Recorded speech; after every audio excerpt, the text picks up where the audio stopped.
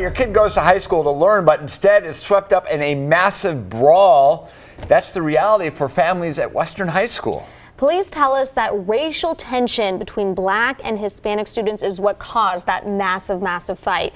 Fox 5's Shanae Amar was on the story, and you were on the story yesterday, and then today you went back to the school. Yeah, John, Cindy, students tell me classes today were pretty empty because a lot of students are frankly uncomfortable, and I'm beginning to understand why. Now, I went there by myself to shoot video.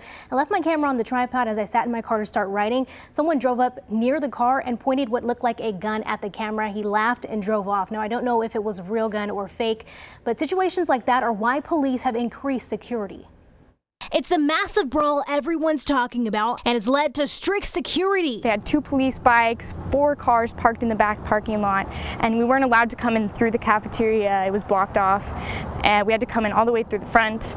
And then from the front, I saw about 4 extra cop cars. But students like Rachel Meyer don't think increasing armed police on campus will solve the problems. It's becoming more like a prison. Like, everyone's just worried. They don't know what's going to happen. They don't know what the resolution is, and it's the most important thing to come up with the resolution, because we as students, we're not second-class citizens. We deserve the right to feel safe in our schools. Police tell me they got word there's been some racial tensions between Black and Hispanic students on Monday, and it boiled over into this. But Meyer says that's not how it started.